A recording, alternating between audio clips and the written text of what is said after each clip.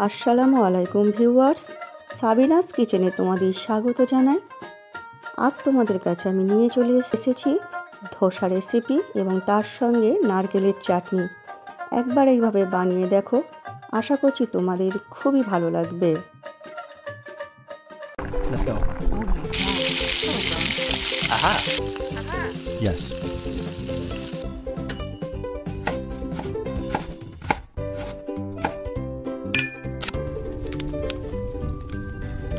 Wow. Thank you. আলু আমি এইভাবে খোলা শুদ্ধ নিয়ে আমি প্রেসার কুকারে সেদ্ধ করে নেব পানি দিয়ে। প্রেসার কুকারে যখনই সেদ্ধ করবে আলু, তখন এইভাবে খোলা শুদ্ধ নিয়েই সেদ্ধ করবে, কারণ খোলা ছিলে পাতলা করে কেটে দিলে পানি ঢুকে যাবে। কড়াইতে সর্ষের তেল দিয়ে দিচ্ছি, তাতে 1 চামচ আমি রাই দিয়ে দিচ্ছি। সর্ষে, এটা ছোট সর্ষেকে আমরা রাই বলি। 1 চামচ ছোলার ডাল এবং শুকনো লঙ্কা দিয়ে দিচ্ছি। দিয়ে আমি ভালো করে ভেজে নেব। যখন লাল লাল করে ভাজা হয়ে যাবে ডালটা, তখন আমি কারি পাতা দিয়ে দিচ্ছি। 2 চামচ আদা কুচি দিয়ে দিচ্ছি। 1/2 চামচ হিং দিয়ে দিচ্ছি। দিয়ে কিছুক্ষণ ভেজে নিয়ে পেঁয়াজ কুচি দিয়ে ভেজে নেব। পেঁয়াজ বেশিক্ষণ ভাজবো না, নরম হয়ে গেলেই হয়ে যাবে।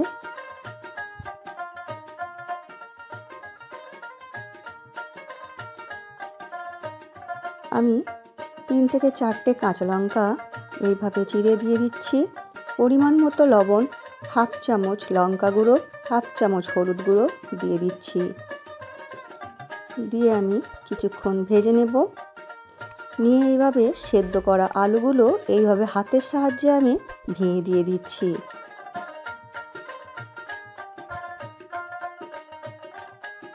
সমস্ত আলুগুলো আমি দিয়ে দেব এইভাবে হাতের সাহায্যে ভেঙে। এরপর আমি খুবই ভালো করে আলুটা আমি ভেজে নিচ্ছি। আলু এত সুন্দর করে ভাজতে হবে যাতে আলুর মোটা মোটা অংশ না রয়ে যায়, গোটা অংশ না রয়ে যায়। ম্যাশ করে সুন্দর করে এইভাবে আলুগুলো মশলার সঙ্গে ভালো করে মিশিয়ে নিতে হবে। আলু যত ভালো ভাজা হবে, ধোসার আলুটা খেতে তত সুন্দর হবে। তাই আমি মিডিয়াম আঁচে আমি 10 মিনিট আলুটা আমি ভালো করে ভেজে নিচ্ছি। আমি এখানে নারকেলের চাটনি বানাতে আমি 1 কাপ নারকেল কোড়া নিয়ে নিচ্ছি। তাতে আমি বাদাম দিয়ে দিয়েছি। 1 চামচ আদা রসুন বাটা হবে, সেরকম আদা কুচি আর কারি পাতা, তার সঙ্গে 2টো কাঁচা লঙ্কা আর একটু তেঁতুল দিয়ে দিচ্ছি হালকা হালকা টক ভাবের জন্য। সঙ্গে পানি দিয়ে আমি পেস্ট বানিয়ে নেব। এরপর জায়গাটা ধুয়ে দিয়ে দিচ্ছি। তোমরা যেমন ঘন করবে বা পাতলা করবে সেইভাবে পানি মিশিয়ে নিও চাটনিতে। পরিমাণ মতো লবণ দিয়ে ভালো করে মিশিয়ে নেব। এরপর একটা তড়কা করার জন্য কড়াইতে তেল দিয়ে 1/2 চামচ রাই দিয়ে দিচ্ছি এবং শুকনো লঙ্কা দিয়ে লাল করে ভাজা হয়ে গেলে অল্প করে হিং দিয়ে ভেজে নেব এবং কারি পাতা দিয়ে দিচ্ছি।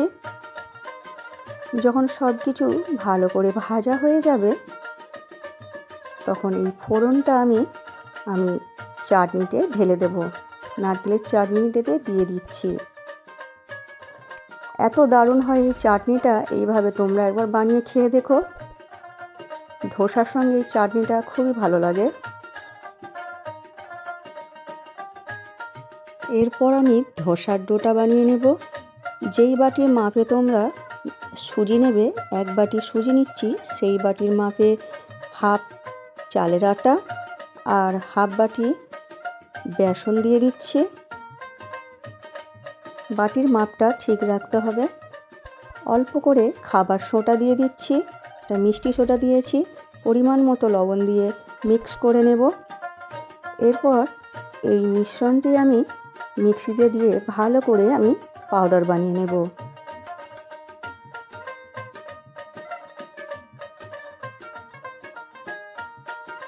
আমার রেসিপিটি তোমাদের এই পর্যন্ত পছন্দ হলে একটা লাইক করে দিও এবং পরবর্তী রেসিপি তোমরা কী পেতে চাও কমেন্ট করে জানিও।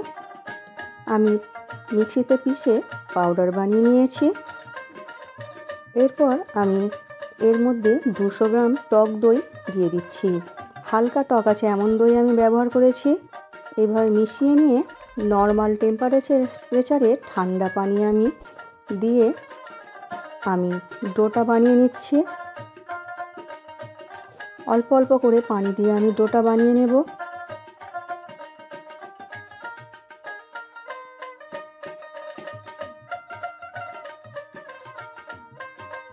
ভালো করে আমি ডোটা গুলে নেব।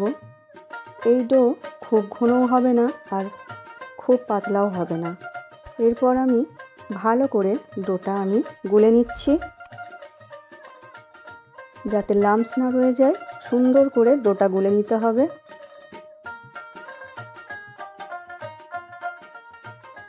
দেখো কতটা পাতলা করা হয়েছে। এইভাবে তোমরা ডোটা পাতলা করে নিও, এর থেকে বেশি পাতলা করলে হবে না। এরপর লোহার তাওয়া নিয়ে ভালো করে গরম করে নিয়ে তাতে অল্প তেল দিয়ে এইভাবে পানির ছিটে মারতে হবে। পানির ছিটে মেরে এইভাবে টিস্যু পেপার দিয়ে আমি ভালো করে মুছে নিচ্ছি। একেবারে শুকনো করে টিস্যু পেপার দিয়ে মুছে নেব যাতে তেল না থাকে। এরপর আমি 1.5 চামচ ডোটা দিয়ে এইভাবে চামচের সাহায্যে ভালো করে এইভাবে মাঝখান দিয়ে চামচের সাহায্যে এইভাবে আমি ঘুরিয়ে ঘুরিয়ে ডোটা আমি ছড়িয়ে দেব।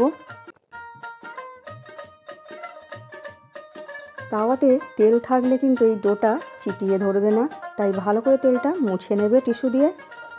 এরপর তোমরা তেল, ঘি বা বাটার যা তোমাদের পছন্দ, যখন তলাটা টেনে যাবে, লাল হয়ে যাবে, তখন এইভাবে বাটার দিয়ে আমি মাখিয়ে নিচ্ছি চারদিকটা।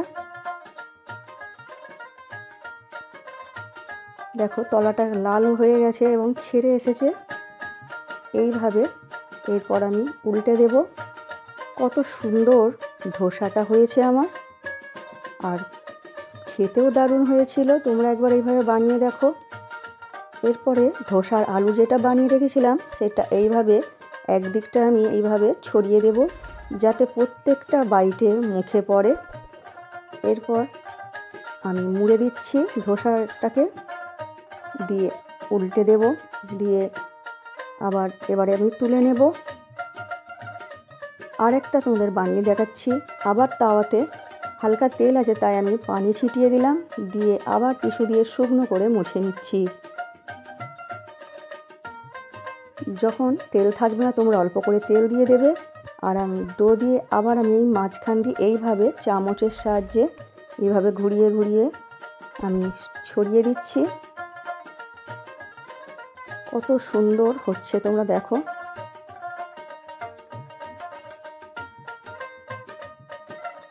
এইভাবে যখন নিচেটা হয়ে যাবে তখন আবার আমি বাটার দিয়ে দিচ্ছি।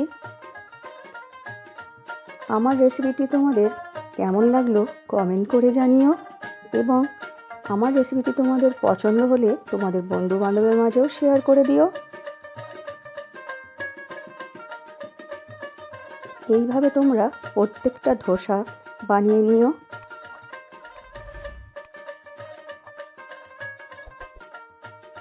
একবার তোমরা এইভাবে বানিয়ে দেখো, তোমাদের খুবই পছন্দ হবে।